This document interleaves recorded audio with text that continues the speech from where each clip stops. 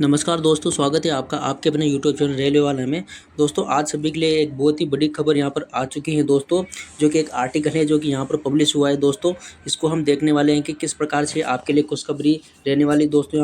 यहाँ पर दोस्तों फिटमेंट फैक्टर है, उसमें बढ़ोतरी के संकेत यहाँ पर मिले हैं। केंद्र सरकार के कर्मचारियों के वेतन में बड़ी बढ़ोतरी यहाँ पर हो सकती है। जैसा कि आपको पता है कि 1 जनवरी 2026 से 8वां वेतन आयोग यहाँ पर लागू होने वाला है। तो आपका जो बेसिक है कितने प्रतिशत बढ़ने वाला है, किस हिसाब से बढ़ने वाला है, उसके बारे में यहाँ पर कुछ डेटा दिया गया है। तो इसी के बारे में बात करते हैं। आप चैनल पर नए हो पुराने हो तो चैनल को सब्सक्राइब करके वीडियो को शेयर कर दीजिएगा दोस्तों। और बाकी आप टेलीग्राम व्हाट्सएप चैनल से इसकी डिटेल्स प्राप्त कर सकते हो। और आप यहाँ पर जो है इसके बारे में पूरी डिटेल से जो है डिस्क्रिप्शन में जाके देख सकते हो। भारत में लागू केंद्रीय कर्मचारियों के लिए बड़ा यहाँ पर यहाँ पर बता रखा है कि जो प्रतिष्ठित फिटमेंट फैक्टर में बढ़ोतरी होने की दोस्तों उम्मीद है, जिससे कि बेसिक में आपके अच्छी खासी बढ़ोतरी यहाँ पर होगी। क्योंकि जो इन्फ्लेशन है, मुद्रास्फीति है और बढ़ती जीवन लागत से उन्नत चुनौतियों के खिलाफ संभावित उपाय में इस कार्य में जो है प्रस्ताव ने गति पकड़ी है। यहाँ पर आप देख सकते हो फिटमेंट फैक्टर में कितना यहाँ पर वृद्धि होने वाली है, यहाँ पर बता रखा है दोस्तों फिटमेंट फैक्टर क्या होता है, ये क्यों मायने रखता है, पहले आप यहाँ पर देख सकते हो कि वेतन आयोग के ढांचे के तहत संशोधित जो बेसिक की गणना होती है, जो मूल वेतन की गणना है फिटमेंट फैक्टर में उसकी महत्वपूर्ण इंपोर्टेड अपडेट होती है। वर्तमान में 7वें वेतन आयोग के अनुसार 2.57 पर इसको सेट किया गया है। इसे अपडेटेड वेतन पर पहुंचने के लिए मौजूदा मूल वेतन को गुणा करके लागू किया जाता है। कर्मचारी यूनियन जो है लंबे समय से इसे बढ़ाकर 3.68 करने की मांग कर रहे हैं। उदाहरण के लिए जैसे हम आपको यहाँ पर कैलकुलेशन के हिसाब से बताते हैं, यदि 2.57 आपका फिटमेंट फैक्टर रहता है तो आपका जो 8वें वेतन आयोग में जो आपका बेसिक रहेगा, यदि आप मान के चले कि कोई लेवल फर्स्ट का जो कर्मचारी है उसकी बेसिक जो है अभी 18,000 है, तो उसकी जो बेसिक है वो 1 जनवरी से दोस्तों 8वें वेतन आयोग लागू होने के बाद इसको मल्टीप्लाई आप कर सकते हो और 46,260 रुपये उसकी बेसिक हो जाएगी। इसी प्रकार से यदि 3.68 फिटमेंट फैक्टर से आप इसको मल्टीप्लाई करते हो तो 66,240 यहाँ पर जो है आपका फिटमेंट फैक्टर से आपकी बेसिक हो जाएगी दोस्तों। 2025 में अपेक्षित परिवर्तन है। सरकार और कर्मचारी मंचों पर कई रिपोर्ट चर्चाओं से पता चलता है कि फिटमेंट फैक्टर संशोधित होने की घोषणा 2025 में की जा सकती है और 8वें वेतन आयोग की शुरुआत से ही इसे लागू किया जा सकता है। तो 50 लाख से ज़्यादा केंद्रीय कर्मचारियों और पेंशन भोगियों को इसको जो फायदा मिलने की यहाँ पर उम्मीद है।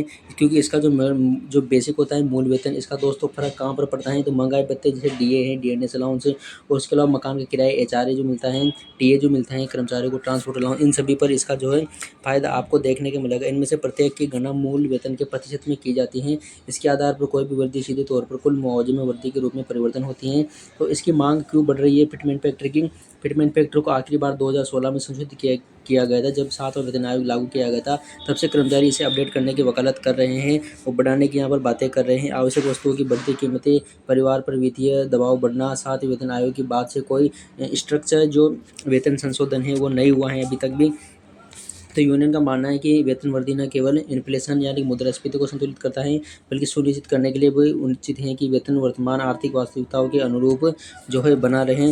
राजनीतिक समय और सार्वजनिक अपेक्षाएं चुनाव नज़दीक आते ही इसके बारे में जो है कड़ी नज़र रखी जाती है। कई लोगों का मानना होता है कि सद्भावना के तौर पर इस बढ़ोतरी को मंजूरी मिल सकती है। तो दोस्तों यहाँ पर इस आर्टिकल का कंक्लूजन क्या है कि 2025 में फिटमेंट फैक्टर में बढ़ोतरी से केंद्र सरकार के कर्मचारी और पेंशन भोगियों को वित्तीय राहत यहाँ पर मिल सकती है। और चर्चाओं के तेज होने और यूनियन की आवाज़ तेज होने के साथ साथ ही आने वाले महीनों में महत्वपूर्ण वेतन संशोधन देखने को मिल सकता है। कर्मचारियों को सलाह दी जाती है कि सूचित रहे, क्योंकि आधिकारिक घोषणा वेतन संरचनाओं को महत्वपूर्ण रूप से बदल सकती है।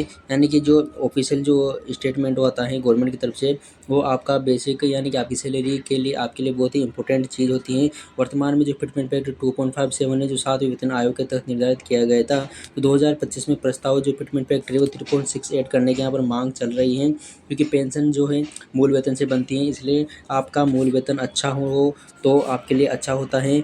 क्या भत्ते भी बढ़ेंगे, क्योंकि मूल वेतन जिस प्रकार से बढ़ता है उसी के अनुसार सभी भत्ते उसके प्रोपोर्शन में बढ़ जाते हैं। और फिटमेंट फैक्टर संशोधन कब लागू हुआ था, तो ये 7वें वेतन आयोग के तहत 2016 में हुआ था दोस्तों। आप यहाँ पर देख सकते हो कि यह जो एक आर्टिकल आया हुआ है जिसके बारे में बता रखा है, और अभी तक इसके बारे में कोई ऑफिशियली अपडेट तो नहीं आया है कि फिटमेंट फैक्टर कितना रहने वाला है और 8वें वेतन आयोग का जो स्ट्रक्चर है वो किस प्रकार से रहने वाला है। बाकी इसके बारे में कोई भी अपडेट आता है तो हम आपको जानकारी दे देंगे। बाकी आपको कोई भी डाउट हो तो आपको कमेंट करके ज़रूर से ज़रूर पूछना है, ताकि आपकी सारे डाउट क्लियर हो सके दोस्तों। बाकी दोस्तों इसी प्रकार से और अच्छी अच्छी अपडेट पाने के लिए, सबसे पहले पाने के लिए जुड़े रहिए हमारे चैनल के साथ। मिलते हैं दोस्तों अगले वीडियो में, तब तक के लिए जय हिंद, जय भारत दोस्तों।